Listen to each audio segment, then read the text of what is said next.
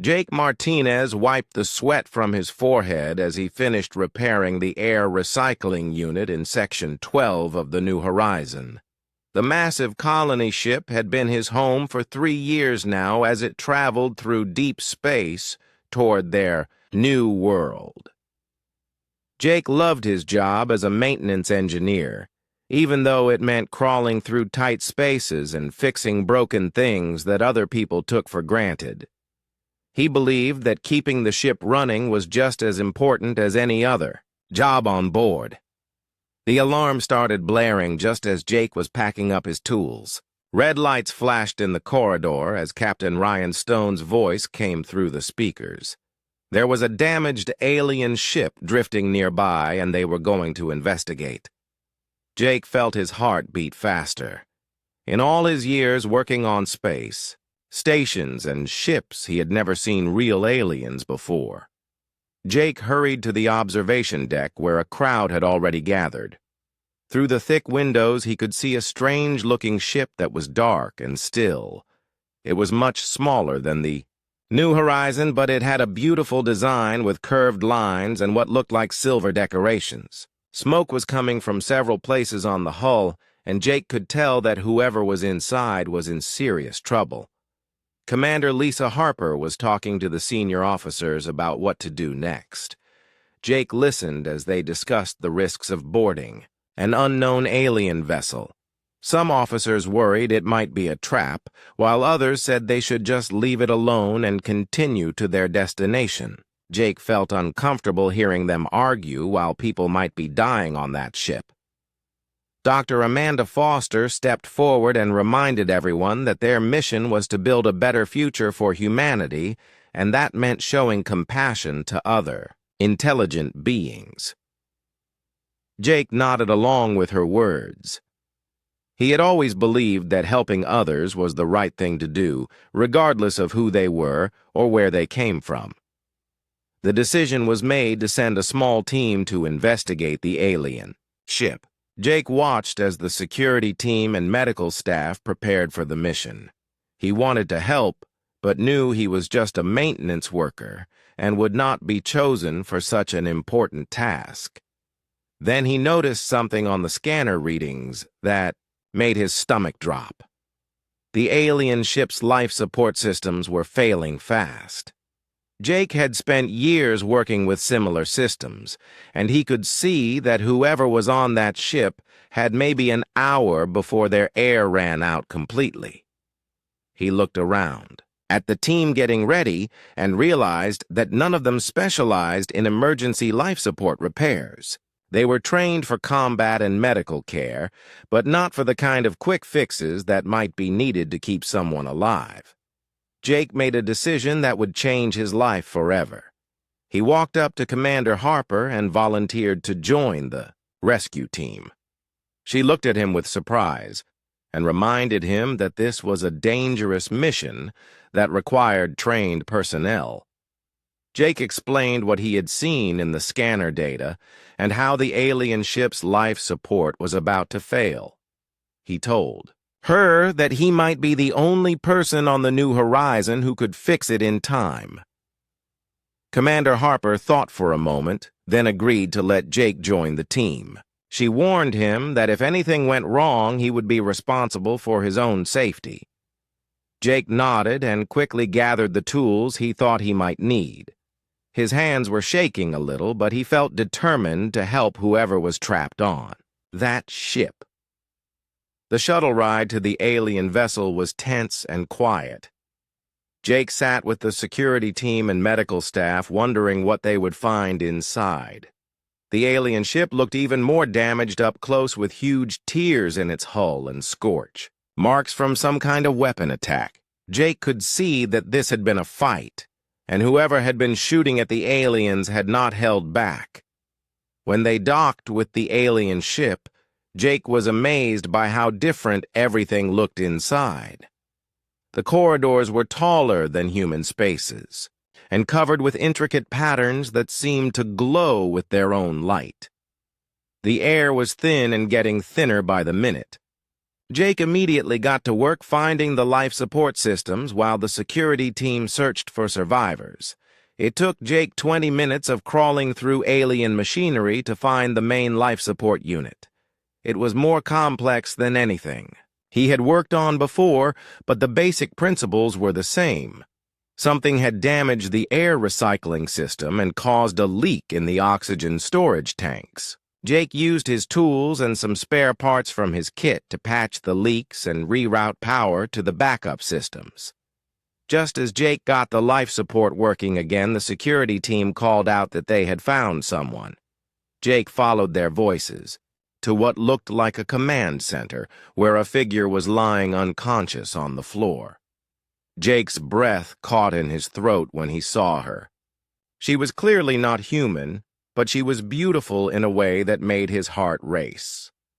The alien woman had pale blue skin and silver hair that seemed to shimmer in the dim light.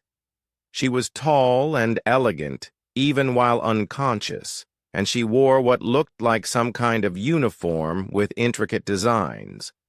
Jake could see that she was badly injured with cuts on her arms and a burn on her shoulder. Dr. Foster immediately began treating the alien woman's injuries while Jake worked to stabilize the ship's systems. He managed to get emergency power running and sealed off the damaged sections so they could safely transport her back to the New Horizon. As they prepared to leave, Jake took one last look around the alien ship and wondered who this woman was and what had happened to her. Back on the New Horizon, the alien woman was taken to the medical bay while Jake returned to his quarters. He lay on his bunk thinking about what had happened and hoping that she would be okay. He had no idea that he had just saved the life of Princess Lyra Velthera of the Valerian Empire, and that this simple act of kindness would change both of their lives forever. Jake was fixing a water pump in the lower decks when Commander Harper found him 3 days after the rescue. She looked worried and tired as she told him that the alien woman had finally woken up and was asking to see him. Jake wiped his hands on his work clothes and followed the commander to the medical bay, wondering why an alien would want to talk to a simple maintenance worker. The medical bay was quiet except for the soft humming of machines. Jake saw the alien woman sitting up, in bed looking much better than when they had found her. Her pale blue skin had regained some color, and her silver hair was neat and clean. When she saw Jake, her strange purple eyes seemed to light up with recognition. Dr. Foster introduced Jake to the alien woman whose name was Princess Lyra Velthera. Jake felt his face turn red when he learned she was royalty. He had never talked to a princess before and did not know how he was supposed to act. Lyra studied Jake's face carefully, as if she was trying to understand something important about him. Lyra spoke in accented English that she had learned from the ship's computer during her recovery. She told Jake that she owed him a life debt according to the laws of her people.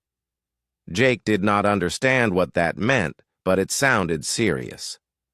Lyra explained that he had saved her life when he had no reason to help her, and now she was bound by sacred honor to serve and protect him until the debt was repaid.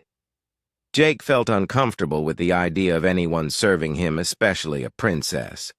He told Lyra that he had only done what anyone would do, and that she did not owe him anything. This seemed to confuse Lyra even more. She asked Jake why he had risked his safety to help a stranger from another world. Jake thought about it for a moment, then said it was simply the right thing to do. The conversation was interrupted when Captain Stone arrived with news that a Valerian fleet had entered their space and was demanding the return of their princess. Jake could see the worry on everyone's faces as they realized they were now in the middle of a diplomatic crisis. Lyra assured them that her people would not attack once they learned she was safe, but she insisted that she could not return with them yet because of her life debt to Jake. Over the next few days, Jake found himself spending time with Lyra as she recovered from her injuries. She was curious about everything on the human ship and asked endless questions about how their society worked. Jake was amazed by how different her world was from his. The Valerian Empire was built on strict rules about honor and social rank, where everyone had their place and never questioned it. Jake told Lyra about Earth and how humans believed that all people were equal regardless of where they came from or what job they did. This idea seemed impossible to Lyra, who had grown up believing that some people were born to rule, while others were meant to serve. Jake explained that humans chose their own paths in life, and that respect was earned through actions, not birth. Lyra was fascinated when Jake taught her to play chess in the recreation room. She was a quick learner and soon began beating him regularly. Jake laughed each time she won and congratulated her on her skill. Lyra had never met anyone who was happy to lose to her before. In her world, people either let her win because she was a princess, or they were too afraid to play against her at all. The chess games became a daily routine as Jake showed Lyra more about human culture. He brought her books to read and shared stories about his childhood on Earth. Lyra told Jake about her home world with its crystal cities and floating gardens. She described the rigid ceremonies and formal protocols that filled her days as a princess. Jake could hear sadness in her voice when she talked about her old life. Commander Harper was dealing with increasing pressure from the Valerian fleet, which had grown to include 12 warships. The Valerian admiral refused to negotiate until Princess Lyra was returned to them immediately. Lyra met with the commander and explained the situation with her life debt, but the admiral dismissed this as nonsense and demanded she come home at once. Jake felt guilty that his actions had caused so much trouble for everyone on the ship. He offered to release Lyra from her debt if that would help solve the problem. Lyra looked hurt by his suggestion and explained that honor debts could not simply be dismissed. She said that Jake had shown her kindness and respect that she had never experienced before, and she wanted to stay and learn more about human ways. The breakthrough came when Lyra's father, Emperor Velthara himself, arrived on the flagship to retrieve his daughter. Jake was terrified at the thought of meeting an alien emperor, but Lyra assured him that her father was fair and would listen to their explanation. The emperor agreed to come aboard the New Horizon to see his daughter and meet the human who had saved her life. Emperor Velthara was an imposing figure who stood nearly 7 feet tall with golden decorations on his dark blue uniform. His presence filled the room, and Jake felt very small standing before him. But when the emperor spoke, his voice was calm and measured. He thanked Jake for saving his daughter's life and asked to hear the full story of what had happened. Jake told the emperor about finding the damaged ship and making the repairs needed to keep Lyra alive. He explained that he had acted on instinct without knowing who she was or expecting any reward. The emperor listened carefully and asked several questions about Jake's motivations and background. Jake answered honestly and simply describing his work on the ship and his belief that helping others was just part of being human. Emperor Velthara seemed impressed by Jake's straightforward manner and lack of fear. Most beings in the galaxy either cowered before the Valerian Emperor or tried to impress him with grand speeches. Jake just talked to him like he was any other person, which was something the Emperor had rarely experienced. When Jake finished his story, the Emperor sat quietly for several minutes thinking about what he had heard. Finally, the Emperor announced that he would honor his daughter's life debt and allow her to remain with the humans until it was properly fulfilled. He warned Jake that this was an unprecedented decision that would be closely watched throughout the Valerian Empire. Jake nodded and promised to treat Lyra with the respect she deserved while helping her understand human culture. As the Valerian fleet prepared to leave, Lyra hugged her father goodbye and promised to stay in contact. The Emperor looked at Jake one more time and said he hoped they would meet again under better circumstances. Jake watched through the observation windows as the magnificent Valerian ships jumped to hyperspace, leaving Princess Lyra behind to continue her strange new journey with the humans.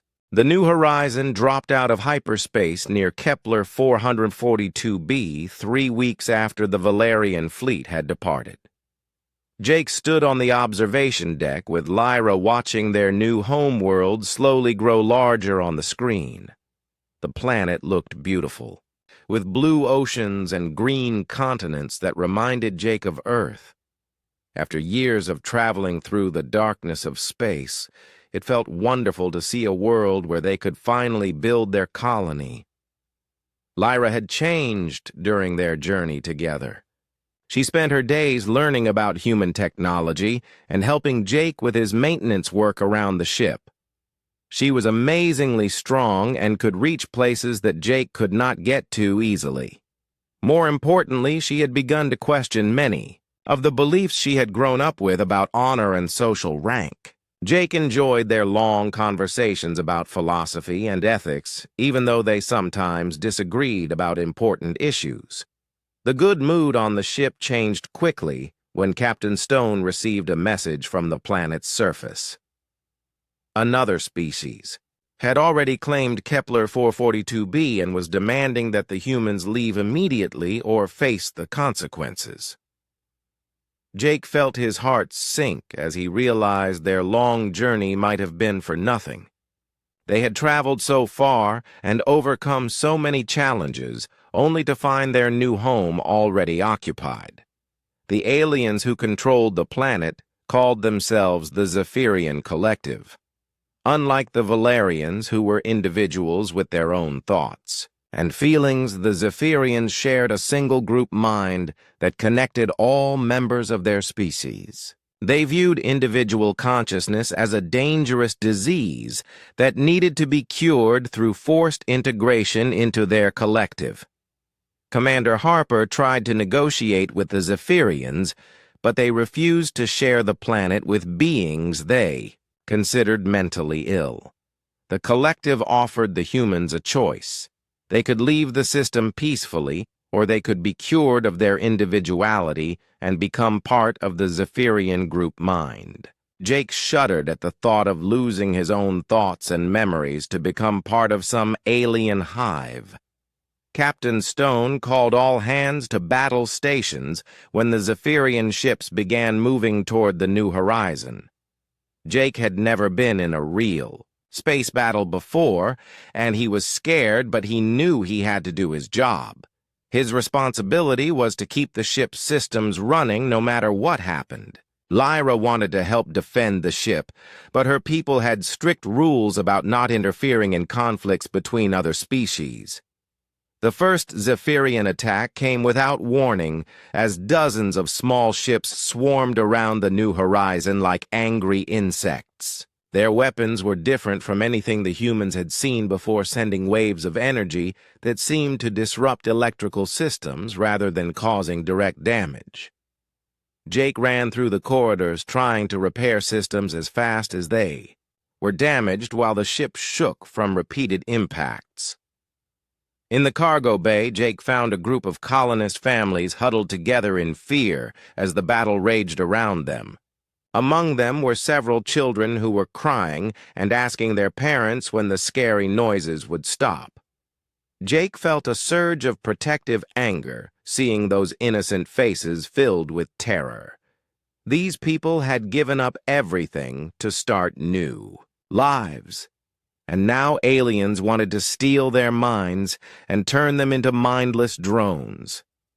The evacuation order came as the New Horizon began taking serious damage from the Zephyrian assault. Captain Stone had decided to abandon the colony ship and use the smaller shuttles to escape to another system. Jake worked desperately to keep the shuttle bay systems operational so the evacuation could continue. He refused to leave his post, even when debris from an explosion cut his forehead and blood ran down into his eyes.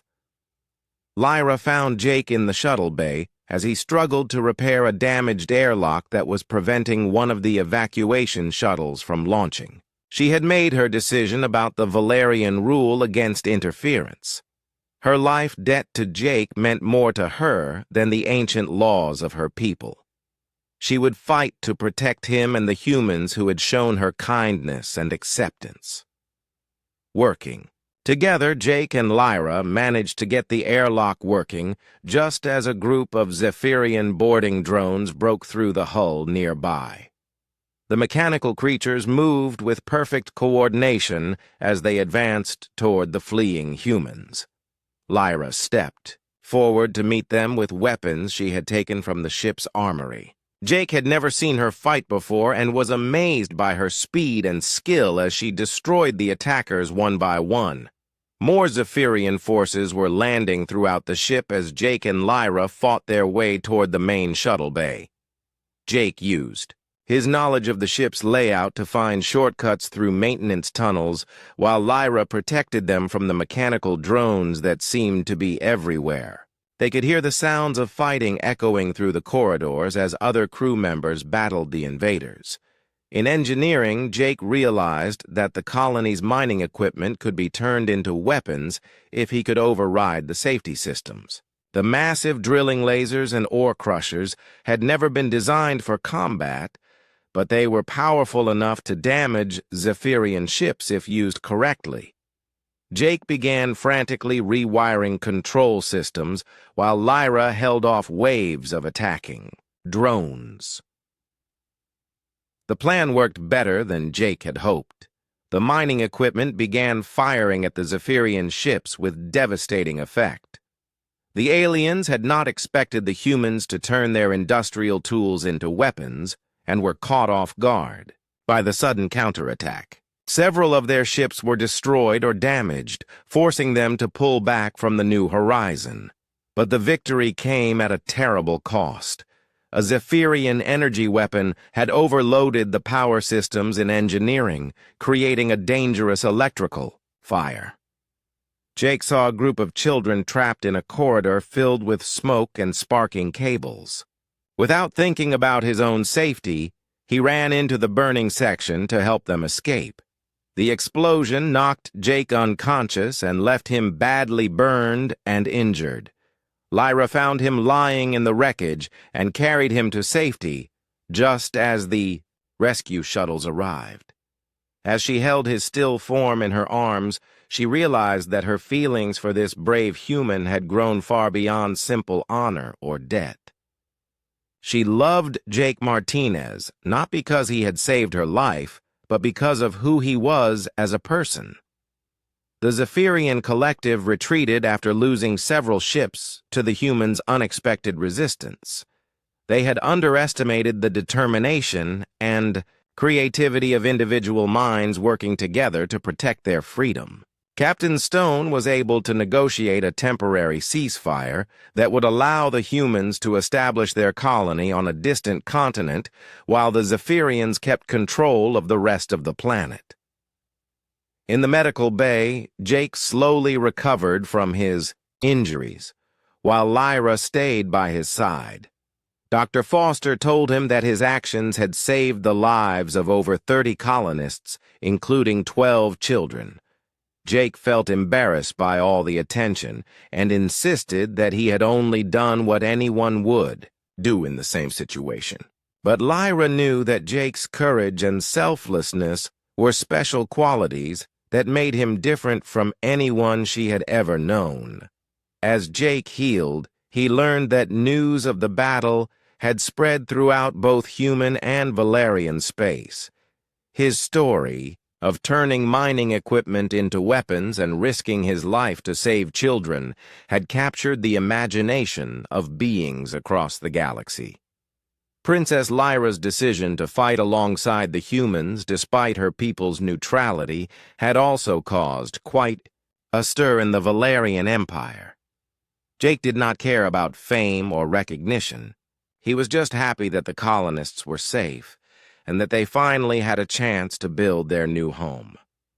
But he could not ignore the way Lyra looked at him now, or the way his heart raced whenever she smiled. Something had changed between them during the battle, and Jake wondered if a simple maintenance worker could ever be worthy of an alien princess who had given up everything to stay by his side. 6 months after the battle with the Zephyrian Collective, the human colony of New Eden had grown into a thriving settlement. Jake walked through the bustling streets watching children play in parks that had been carved from the alien wilderness. The scars on his arms from the engineering bay explosion had healed, but he still felt overwhelmed when people stopped him on the street to thank him for his heroism during the evacuation. The story of Jake's actions had spread far beyond New Eden.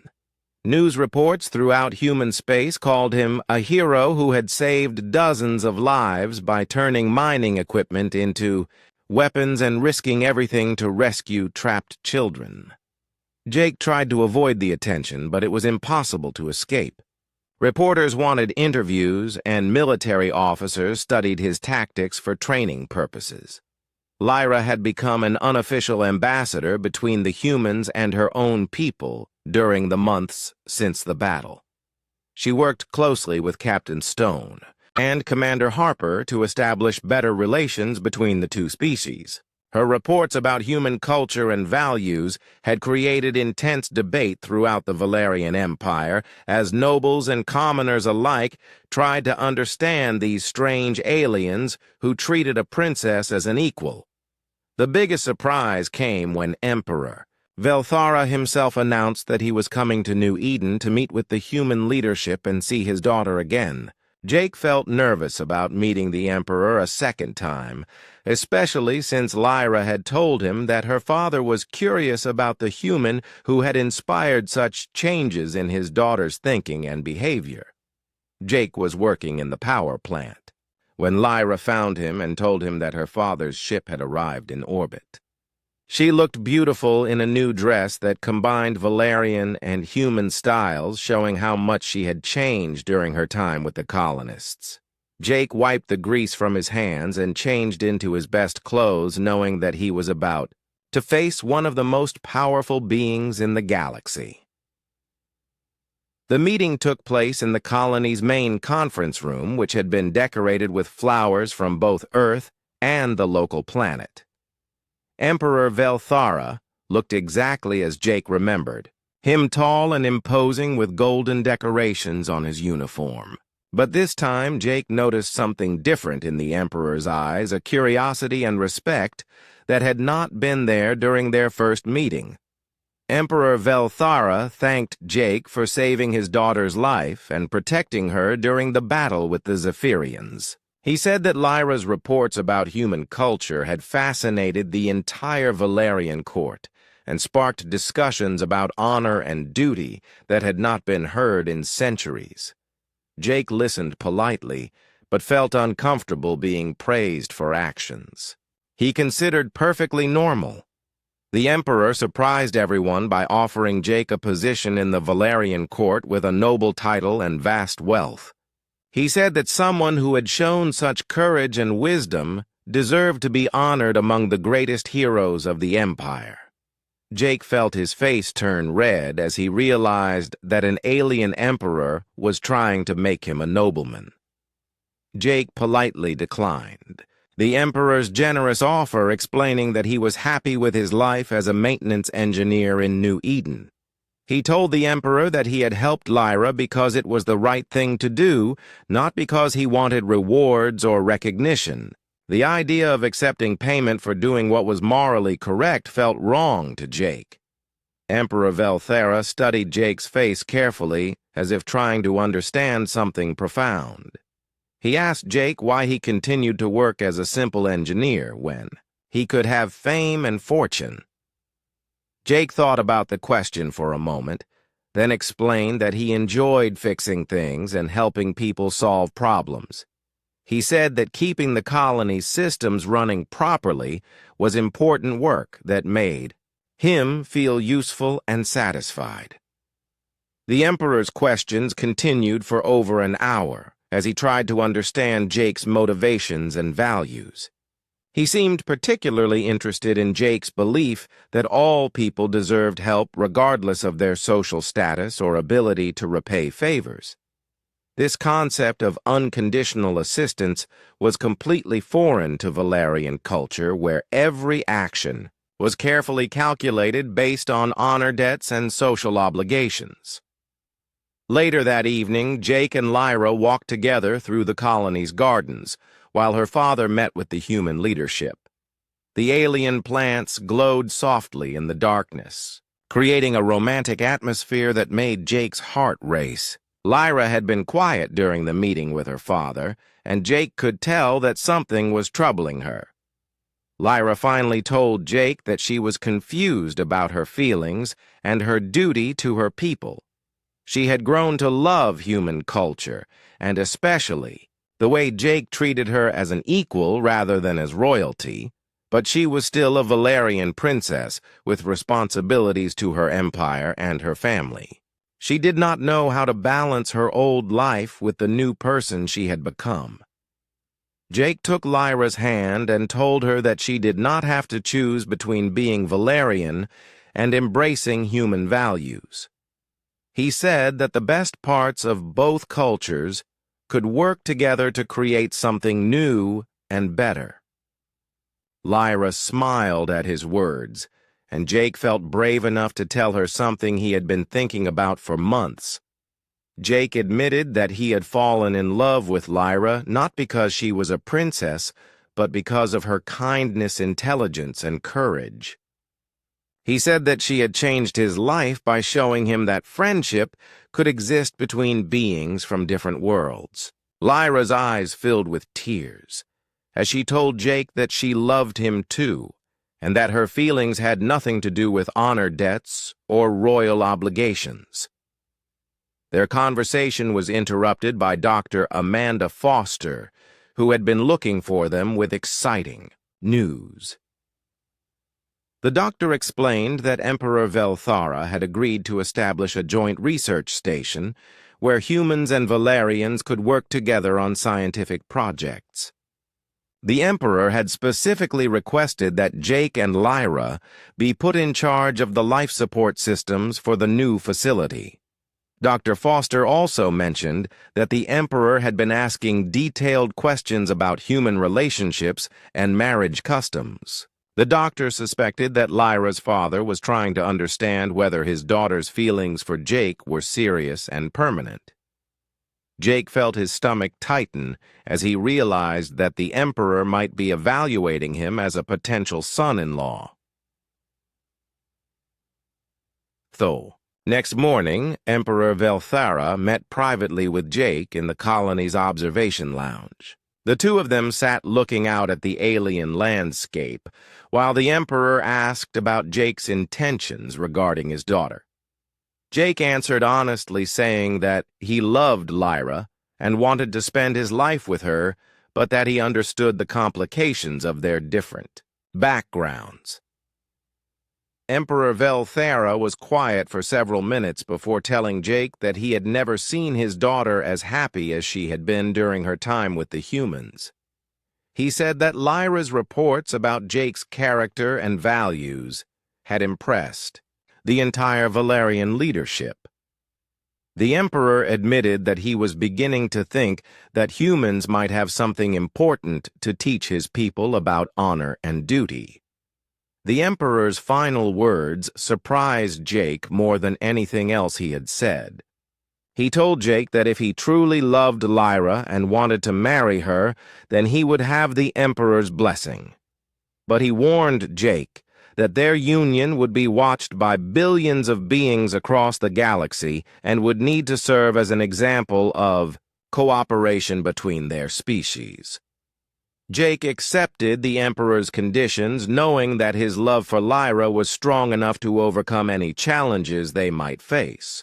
As Emperor Velthera prepared to return to his flagship, Jake realized that his simple act of kindness in rescuing a stranger had led to something much bigger than he had ever imagined. He was no longer just a maintenance engineer, but a symbol of the friendship and understanding that could exist between different worlds. That evening, Jake and Lyra stood together on the observation deck, watching her father's ship disappear into hyperspace. They knew that their future would not be easy, but they also knew that their love was real and strong.